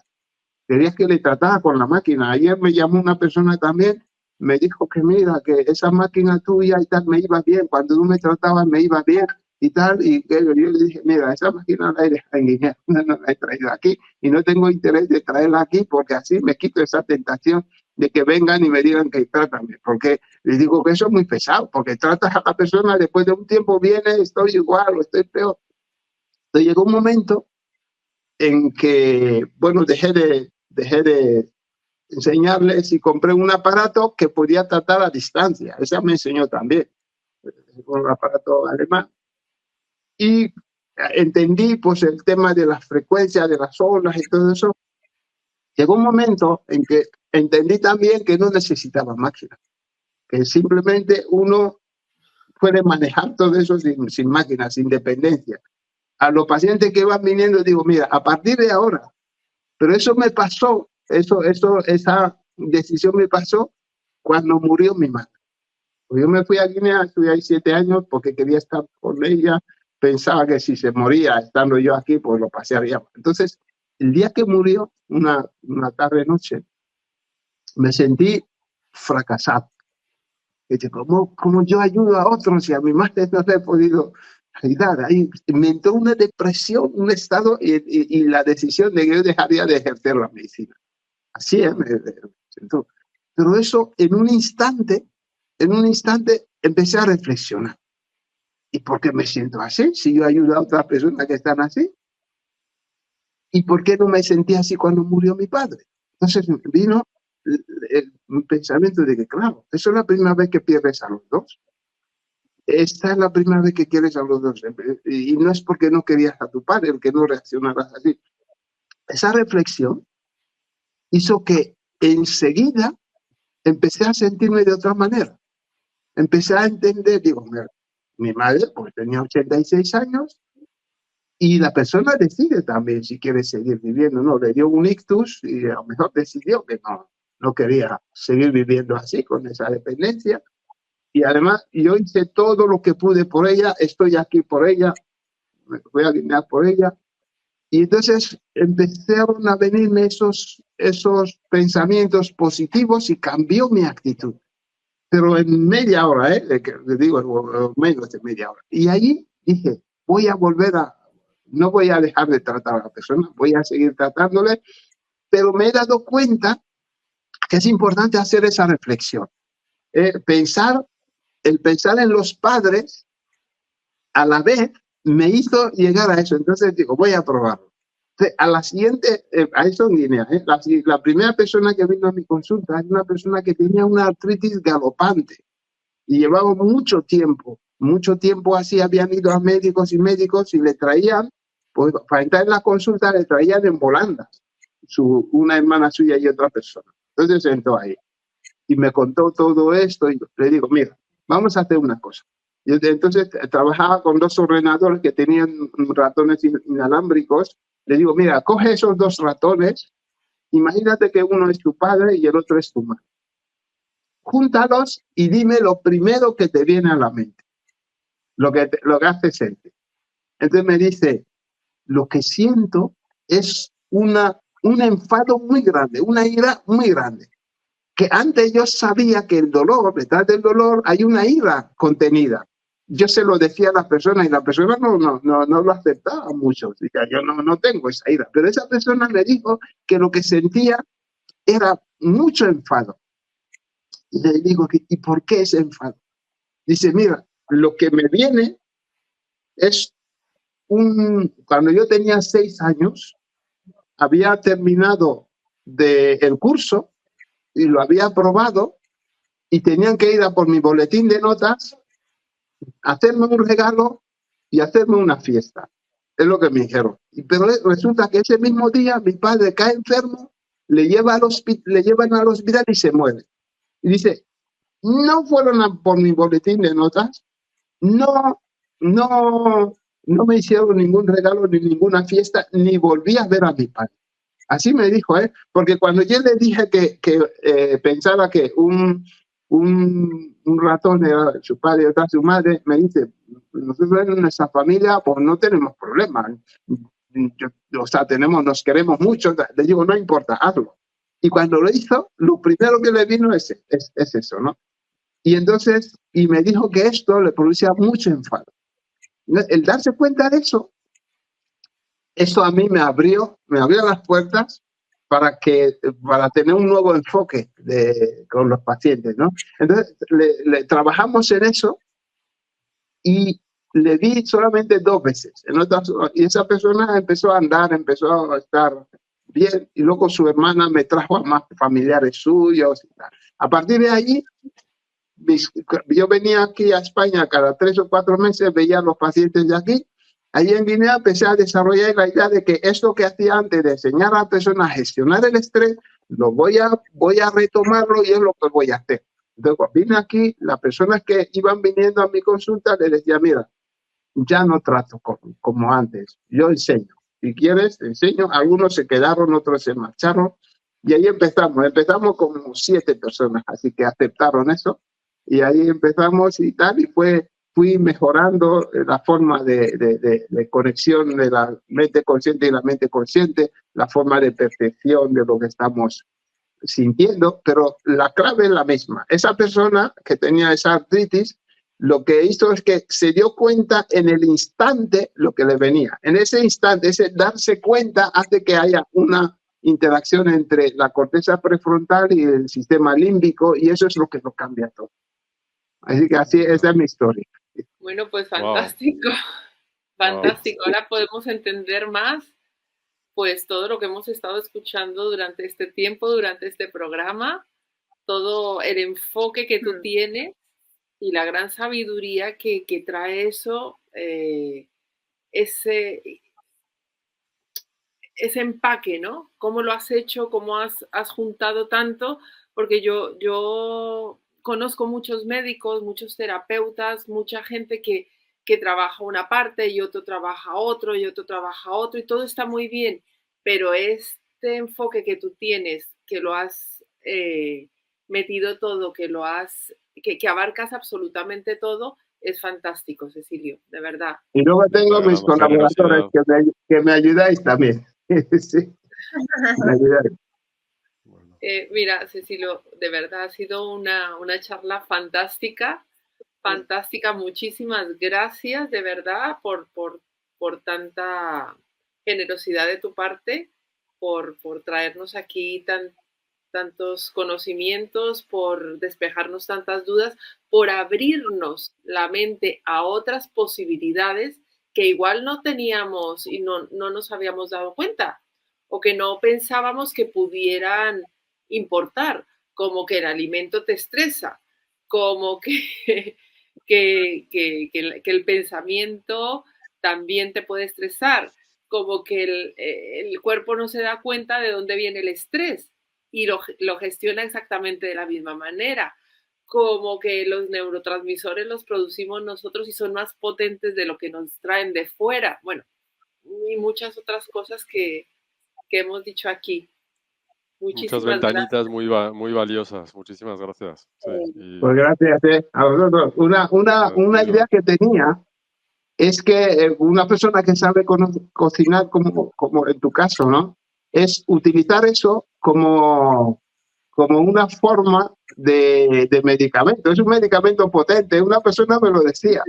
No sé si, Claudia, Sí. no sé si estuviste en ese taller que hubo un matrimonio que ya tenía un lupus y que había ido a muchos médicos así y pues pusieron las fotos, ¿no? De cómo era y el cambio que se había producido. Y dice, y le digo, ¿te has dado cuenta de poner de los alimentos? Y dice, sí, nos hemos dado cuenta que es un medicamento y además muy potente. Así que tienes en tus manos una herramienta muy poderosa para influir, no solamente hacer que las personas coman, sino que disfruten comiendo y además que estén sanos comiendo. Gracias, Cecilio. Gracias porque, bueno, todo poder incumbe una responsabilidad. Entonces, informarme contigo me ayuda muchísimo. Así que nada, seguimos aprendiendo a ver cómo Así hacerlo es, y la mejor. nuestra nutricionista, pues también. Pues las personas piensan en dietas que tú les digas, bueno, esto, pero si tú enseñas a la persona a entender que cualquier nutriente tiene una repercusión sobre su estado general, pues eso está bien. Y les da libertad de saber que cuando yo como esto, estos son los resultados que voy a tener. Eso es muy bonito. Sí. Sí, pero bueno, lo que tú dices, sobre todo acompañarles a que tengan su momento de cambio de atención, ¿no? De escucha y de que sea por ellos mismos. Yo me quedo de toda la charla, bueno, de muchísimas cosas, o sea, un gustazo escucharte y sobre todo tu biografía me parece maravillosa. Sí. Y aprendo también y me quedo también con esa escucha que tuviste siempre de tu corazón, ¿no? Tu coherencia y de seguir hacia adelante siendo fiel a ti, pero bueno, eso, la escucha que tiene que tener la persona que tienes delante y me quedo sobre todo con que no son pacientes, sino que les estamos enseñando a que se escuchen y a que ellos mismos se puedan sanar a sí mismos, ¿no? Sin eso, si esa persona no está, es que lo hablamos en todas las charlas, y al final es eso, si la persona no quiere o no está en el momento adecuado para poder sanarse a sí mismo, tú no puedes hacer nada tampoco. Entonces, bueno. No puedes. Es una pérdida de tiempo para ti y para ella. Entonces le digo, pues si mira, si no te vas a comprometer, pues no empecemos. Exacto. Pero bueno, un gusto, muchísimas gracias. Súper encantada. Muchas gracias a vosotros, ha sido encantador conoceros. Encantadísimos de tenerte aquí y esperamos poderte tener en otra ocasión. Eso iba a pedir, Claudia. Sería un honor, de verdad. Y sí, pues, por favor. Muchísimas gracias por todo y hasta la próxima. Hasta la próxima.